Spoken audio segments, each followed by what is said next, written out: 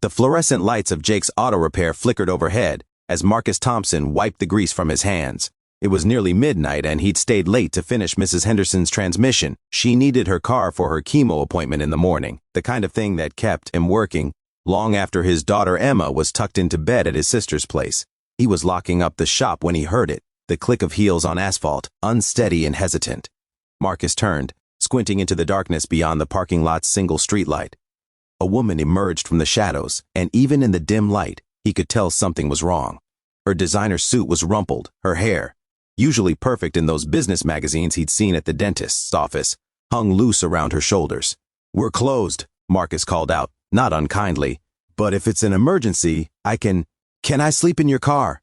The words came out barely above a whisper, but they hit Marcus like a sledgehammer. He froze, his keys dangling from his hand. The woman stepped closer, and recognition dawned.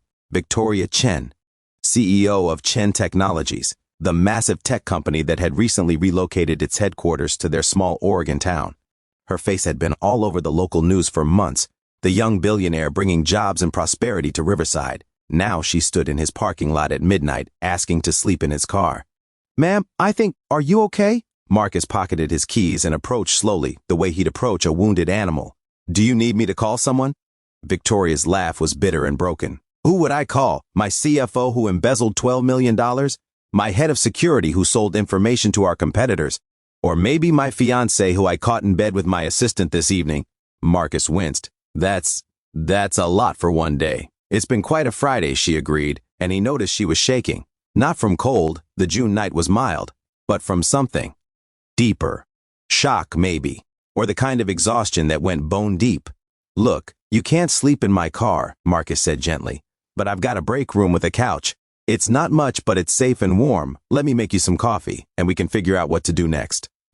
Victoria's eyes, dark and bottomless, met his. For a moment he thought she'd refuse. Then she nodded, just once. The break room was exactly what you'd expect from a small-town auto shop. Ancient coffee maker, battered couch that Marcus had rescued from someone's curb, a mini fridge covered in Emma's crayon drawings. Victoria sat on the couch like she'd never seen furniture before, her hands folded in her lap. Marcus busied himself with the coffee maker, giving her space. He'd learned about space when Emma's mom left, how sometimes people needed room to fall apart before they could put themselves back together. "I know who you are," he said, measuring grounds into the filter. "Everyone in town does. You're kind of a big deal." "Was a big deal," Victoria corrected, her voice hollow. "By Monday morning, I'll be the CEO who lost control of her company. The board's meeting today, I guess, for an emergency vote. Without my CFO's testimony about the fraud, they'll say I was complicit. And my fiancé," she laughed again, that same broken sound. "He was my head counsel, the one person I trusted to handle the legal defense." Marcus poured 2 cups of coffee, handed her one. "That's some soap opera level betrayal. My life has become a cautionary tale about mixing business with pleasure." She wrapped her hands around the mug, seeking its warmth. "I built that company from nothing. 15 years of 18-hour days, of sacrificing everything, relationships, health, any semblance of a normal life. And now it's gone. All of it." "Not all of it," Marcus said, settling into the folding chair across from her. "You're still here, still breathing. That counts for something." "Does it?" Her eyes were distant. "I don't have anywhere to go. My penthouse was in Jeffrey's name, my fiancé. Smart, right? For tax purposes," he said. "My so-called friends are all business associates who'll distance themselves the moment the scandal breaks. My family disowned me years ago when I chose my company over the marriage they'd arranged." She took a shaky sip of coffee. "I have $3,000 in my personal checking account, the clothes on my back, and a company that's about to vote me out. So tell me, mechanic, what exactly do I still have?" Marcus studied her for a long moment. Beneath the expensive suit and the polished exterior, he saw something he recognized, the look of someone who'd been running so fast for so long that they'd forgotten why they were running in the first place. "You want the truth or the pep talk?" he asked. "Truth. I'm done with pretty lies." "Okay. Truth is, you're in a hell of a mess. Sounds like you've been betrayed by pretty much everyone you trusted, and yeah, you might lose your company. That's the bad news." He set down his mug. "Good news is, you're smart enough to know when you need help, and you're still standing. That's more than a lot of people can say. I asked to sleep in a stranger's car. That doesn't sound like standing. You're here instead of doing something stupid. Trust me, that's standing." Marcus ran a hand through his hair, suddenly aware of how tired he was. Look, it's late. You're exhausted, I'm exhausted. Why don't you take the couch, get some rest, and in the morning we'll figure out next steps. I've got some spare clothes in my locker, probably too big, but they're clean. You can shower in the bathroom if you want. Victoria stared at him like he'd spoken a foreign language. Why are you helping me? You don't know me. You needed help. I could help. It's not complicated. He stood, heading for his locker. Besides, I've got a 6-year-old daughter who's obsessed with this book about a princess who loses her kingdom. Anne has to learn to be a regular person. She'd never forgive me if I didn't help a real-life princess. I'm not a princess. Could have fooled me with those shoes. Marcus grinned, pulling out a worn Riverside High sweatshirt and some sweatpants. Fair warning, you're about to look like every other divorced dad at Saturday morning soccer practice. For the first time since she'd appeared in his parking lot, Victoria almost smiled. Marcus woke to the smell of coffee and the sound of someone cursing softly. He blinked, disoriented. He crashed in his truck, giving Victoria the break room, and checked his phone. 6:30, Saturday morning. He climbed out of the truck, every muscle protesting, and found the shop door unlocked. Inside, Victoria stood in front of the coffee maker in his oversized clothes, looking utterly lost. It's making weird noises, she said accusingly. Yeah, it does that. You've got to jiggle the... Here. Marcus reached past her, gave the machine a practice tap, and it gurgled back to life. There you go. She looked up at him, and he was struck by how different she seemed in the morning light. Younger, somehow. Vulnerable in a way that the magazine photos had never captured. I didn't mean to wake you, she said. It's fine. I've got to pick up Emma by 8 anyway. He poured himself coffee, noticed she'd already cleaned the mugs from last night. How'd you sleep? Better than I expected. Your couch is surprisingly comfortable. Rescue furniture has character. Marcus leaned against the counter. So, what's the plan? Victoria's face shuddered. I don't have one. I've spent 15 years planning every detail of my life, and for the first time, I don't know what comes next. Okay, let's start smaller. What do you need right now, today? She considered this. Clothes, a phone. Jeffrey broke mine last night when I confronted him. Access to my files so I can build a case, though I don't even know where to start without my lawyer. Her voice cracked. I need my company back, but I don't know how to fight when everyone I trusted has turned against me. Marcus thought about this while he sipped his coffee. You know what Emma does when she's overwhelmed? I'm not sure parenting advice applies to corporate espionage. Just hear me out. When Emma's overwhelmed, we break it down, one thing at a time. So, first thing, breakfast. Can't think on an empty stomach. Second thing, we get you a phone. Third thing, clothes. After that, we tackle the bigger stuff. He checked his watch. There's a diner around the corner that opens at 7. Best pancakes in Riverside. I can't just what? Take help? Figure out what comes next. Marcus set down his mug. Look, Victoria. You came to my shop last night because somewhere in your gut, you knew you needed to stop running. So stop running, take the help, have some pancakes, then we'll figure out how to get your life back. She was quiet for a long moment. Then, I haven't had pancakes in 10 years. Well then, you're overdue. The Riverside Diner was exactly the kind of place Victoria would normally never enter. Vinyl booths, checkered floors, and a waitress named Doris who called everyone honey and poured coffee without asking. Marcus slid into a corner booth, and Victoria sat across from him, acutely aware of every eye in the place tracking her movement. Everyone's staring, she murmured. Small town. Everyone stares at everything. Marcus nodded to Doris. Two of the usual, Doris. You got it, sweetheart. And who's your friend? Victoria. She's new in town. Doris gave Victoria a once-over, taking in the oversized sweatshirt and borrowed clothes, and her expression softened in the way of women who recognized another woman in trouble. Well, welcome to Riverside, honey. You just holler if you need anything. After Doris left, Victoria said quietly, she knows who I am, probably, but Doris is good people. She won't say anything. Marcus studied her. You're going to have to get used to this, you know. Being visible, being human, can't hide behind corporate walls anymore. Those walls kept me safe. Did they? Or did they just keep you isolated? He softened his tone. I'm not trying to be harsh, but seems to me like you built yourself a fortress, and all it did was make it easier for people to betray you without you seeing it coming. The pancakes arrived, stacks of them, golden and steaming, with real butter and maple syrup. Victoria stared at her plate like it was a puzzle she needed to solve. It's been 10 years since I had carbs that weren't measured and logged, she said. Well, no one's logging here. Eat. She did, and as she ate, something in her began to shift. Maybe it was the simple pleasure of warm food, or the surprisingly good coffee, or the way Marcus talked to her like she was just a person instead of a CEO or a scandal or a cautionary tale. But for the first time in years, Victoria felt like she could breathe. "Tell me about Emma," she said. Marcus's whole face changed when he talked about his daughter. Softened, lit up. "She's 6, first grader, obsessed with dinosaurs in space and this one raggedy stuffed elephant named Mr. Trunks. Her mom left when she was 2, said she wasn't cut out for motherhood, so it's just been me and Emma against the world. That must be hard." "It is, but it's also the best thing I've ever done. She makes everything make sense, you know?" He grinned. "Even at 6 a.m., when she's using my face as a trampoline because she wants to watch cartoons." Victoria found herself smiling. "You're a good father."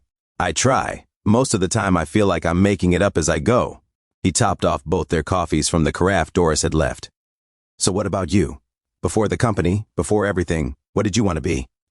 No one had asked her that in 15 years. "An architect. I wanted to design buildings that would outlast me, structures that would shelter people, bring them together." She traced patterns in the condensation on her water glass. "Instead, I built a tech company. Why? Because I was good at it. Because my first app went viral and suddenly I had investors and opportunities, and it felt like the universe was telling me this was my path." She shook her head. "I told myself I could always go back to architecture later, but later never came. Maybe it's coming now." Victoria looked up sharply. "What?" "Maybe losing everything is the universe giving you a chance to actually choose what you want instead of just being good at something." Marcus held her gaze. "I'm not saying it doesn't suck. It clearly sucks. But maybe there's an opportunity here to build something different, something that actually makes you happy." Before Victoria could respond, the diner door chimed. A woman in a sharp suit strode in, scanning the room until her eyes landed on Victoria. She crossed to their booth in 4 strides. "Miss Chen, I'm Rebecca Torres. I represent a coalition of Chen Technologies shareholders, and I need to speak with you immediately." Marcus started to stand, but Victoria held up a hand. "What do you want, Ms. Torres?" Rebecca slid into the booth beside Marcus. "All business.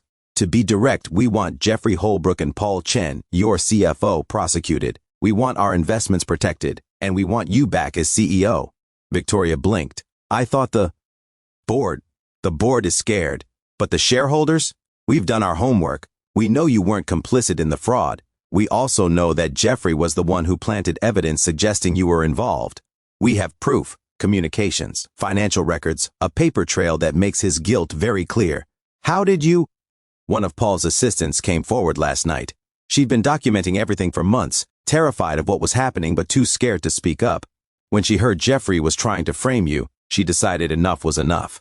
Rebecca pulled out a tablet, showed Victoria a series of documents. "This is enough to clear your name and bury them both." Victoria's hands trembled as she looked at the evidence. "Why are you helping me?" "Because you're a good CEO. Because under your leadership, Chen Technologies was revolutionary, ethical, innovative, focused on actual problems instead of quarterly profits. We don't want some corporate shark taking over and gutting everything you built." Rebecca's expression softened slightly. "Also because what they did to you was wrong, and I'm tired of watching good women get sacrificed to protect mediocre men." Marcus watched Victoria process this, saw the walls start to come back up as she shifted into CEO mode, but then she paused, looked at him, and he saw her choose something different. "I appreciate this, Miss Torres, but I need time to think, to figure out what I actually want before I make any decisions." Victoria's voice was steady. "Can you give me until Monday morning?" Rebecca looked surprised but nodded. "Monday morning. The board meeting is at 10. I'll hold them off until then." She stood, handed Victoria a business card. "My number. Call me when you're ready." After she left, Marcus whistled low. Plot twist. "I should feel relieved," Victoria said slowly. "I could have my company back, everything I worked for. But all I feel is tired. That's because you haven't decided if you want it back." Marcus signaled Doris for the check. "Come on, let's go get you that phone and some clothes. Give you time to think." They spent the day in Riverside's small downtown, so different from the corporate towers Victoria was used to. Marcus took her to a local thrift store where a woman named Helen helped her find clothes that fit, to the electronics store where a teenager named Chris set her up with a new phone and patiently showed her how to transfer her files from the cloud, to the library where Victoria sat in a quiet corner and began documenting everything she knew about the fraud. But, between all of that, Marcus showed her his town, the park where Emma liked to feed the ducks, the bookstore with the cat who sat in the window, the community center where he volunteered on weekends teaching kids basic car maintenance. "This is a good place," Victoria said as they sat on a bench in the park, watching the sun set over the river. "You've built a good life here. It's not fancy, but it's real." Marcus stretched out his legs. So, have you figured out what you want? Victoria was quiet for a long time. I want to go back.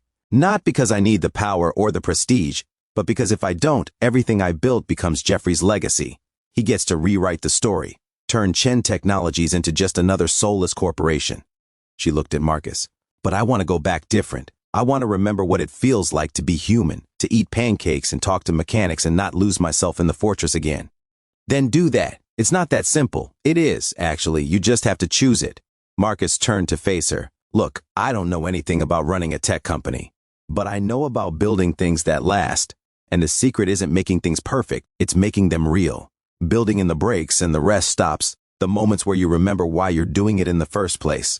Victoria smiled, and this time it reached her eyes. When did you get so wise? Single fatherhood. It either makes you wise or crazy, and I've been trying for wise. He stood, offered her his hand. Come on, let's go pick up Emma. She'll want to meet the princess. Emma Thompson was a whirlwind of energy and questions, all gap-toothed smiles and wild curls.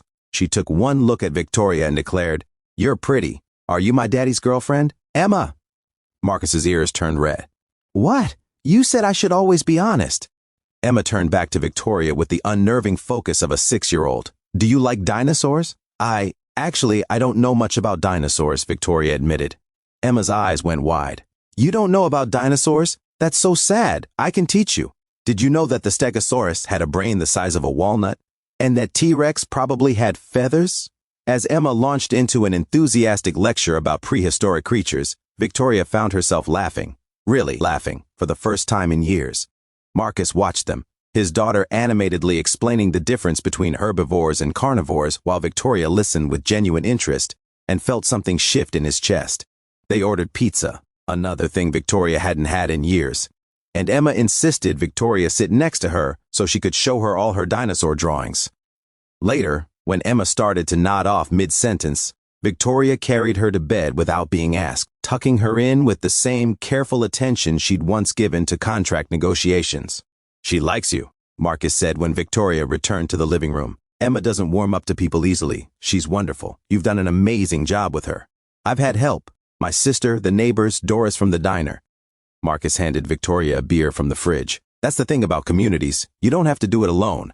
They sat on the worn couch, beers in hand, and Victoria said quietly, "I don't know how to not be alone. I've been alone for so long. So, stop being alone. Build something different." Marcus took a sip of his beer. "You're going into that board meeting on Monday. You're going to reclaim your company. But after that, maybe don't go back to the penthouse and the 18-hour days and the walls that keep everyone out. Maybe find something real, Victoria echoed. "Like what?" "That's for you to figure out. But," Marcus met her eyes, "if you need a place to start, there's a break room couch with your name on it. No pressure. Just saying the offer's there." Victoria's breath caught. "Marcus, I can't ask you to—" "You're not asking. I'm offering. Take some time. Figure out who Victoria Chen is when she's not CEO of anything. Maybe help Emma with her homework, eat more pancakes, learn about dinosaurs." He smiled. "Besides, that couch is way too comfortable for its own good. Someone should use it." "Why?" Victoria asked softly. "Why are you doing this?" Marcus thought about his answer carefully.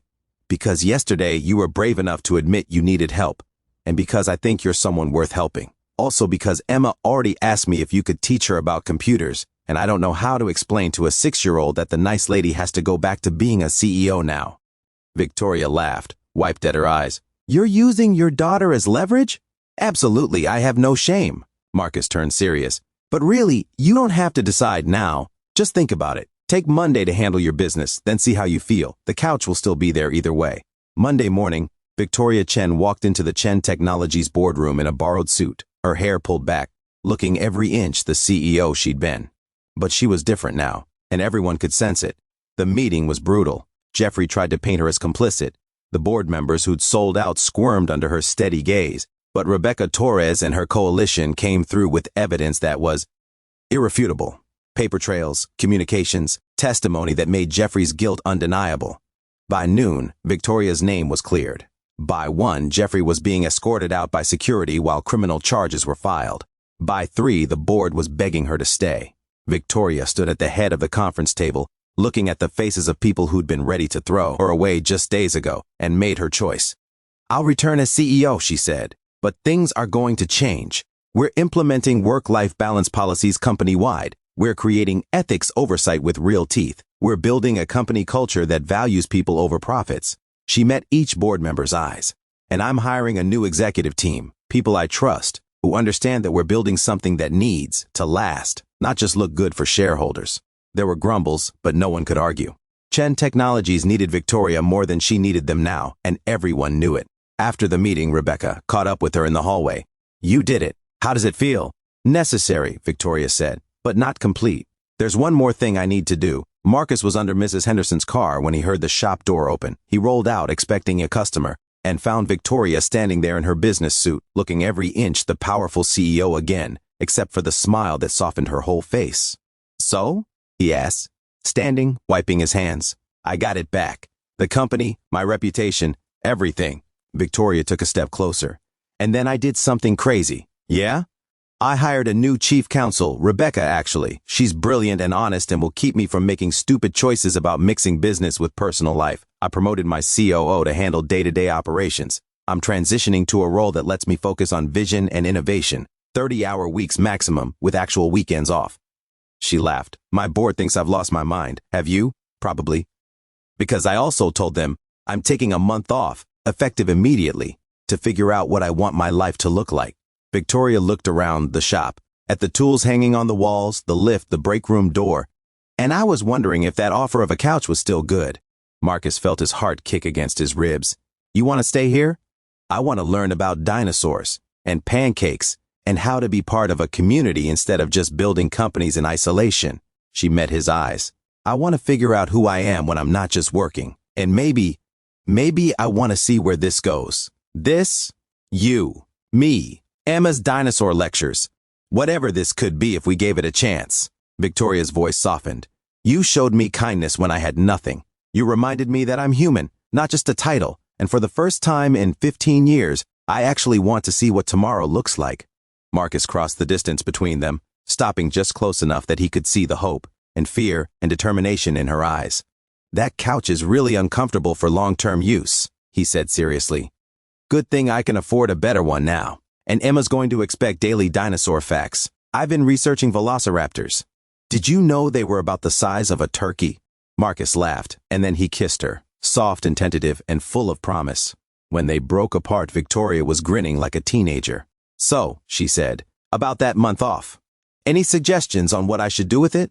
Well, Marcus said, pulling her close. There's this community center that needs help with their computer lab. And Emma's been wanting to learn coding. And I make a mean pot roast for Sunday dinners. He kissed her forehead. Also, there's a very comfortable couch that could use breaking in. Sounds perfect, Victoria said, and for the first time in longer than she could remember, she meant it. Outside, the afternoon sun painted the shop in gold light, and somewhere in the distance, Emma was probably telling her aunt all about the princess who came to live in their garage. The future was uncertain, messy, and completely unplanned. Victoria had never been happier.